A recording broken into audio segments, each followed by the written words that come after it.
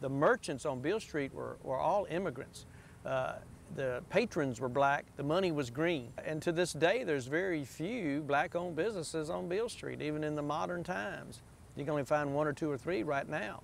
As the King assassination occurred, and again, the outward migration of the city, just like it did around the country, many cities went to the suburbs in the 60s and 70s, and Memphis had nowhere to go but east or north or south, couldn't go west, so downtown became a suburb of the geographical center of the city as it shifted to the east because of the floodplain across the river.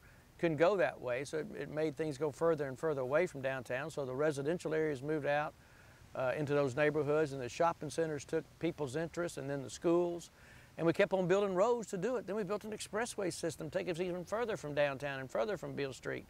And then the urban renewal came in the 60s and 70s, and they knocked down over 400 buildings in that area. There's many vacant lands to this day, you can see. In fact, there was a whole nother plan where Peabody Place Street, you call now, actually circled around, became Handy Circle around to Linden, which is now Martin Luther King, and the streets got all realigned, and then that got torn up and put back to its original street pattern in the 70s. But Beale Street from 1977 to 1983 was totally fenced off. You couldn't walk or ride down Beale Street or drive down Beale Street. Not a single business was open but A. Schwab, the general store, and it had its name put on the back of the store because you had to enter from the alley.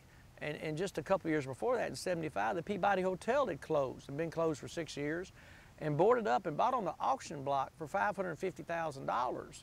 And Jack Belts told me he outbid Prince Mongo for that hotel at the time, the glorious Peabody Hotel. And by 1979, there was more people living in jail in downtown Memphis than living residentially. There was 500 people living downtown and 1,000 in jail.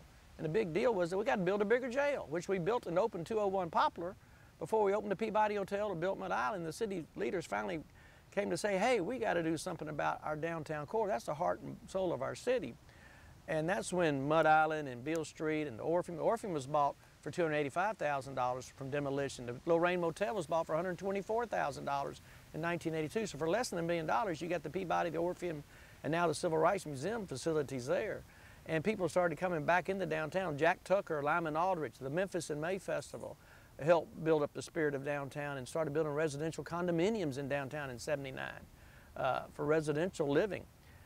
So people started living. Now there's over 23,000 people living in downtown. But you know, the 70s were very bleak because of the urban renewal, which we called urban removal, is basically what it proved, because it just knocked the heart and soul of all those people that just to walk, or the distance, just people used to walk into Beale Street from those neighborhoods just south of there. And again, many of those lands are still vacant to this day. FedEx Forum is built on one such piece of property there. But like I say, many of them are still vacant to this day. You see the Hunt Phelan home's been there since the 1830s. And it's just vacant land all around it. And just think of the many mansions and buildings that used to be in that area, you know, back to back to back in that area. So the white flight moved out, the blacks moved in, and then their lands were taken away from them, or their buildings, in the urban renewal that never did really occur.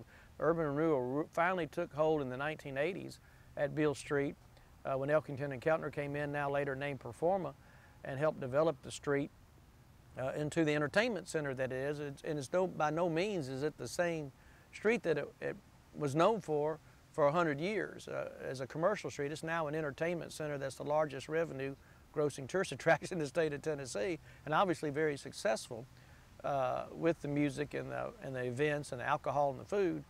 It's a great thing for the street and for our city. But Beale Street, you know, was, like I said, the main street of Black America, probably one of the top 3 well-known streets in the country, behind Broadway and Bourbon Street.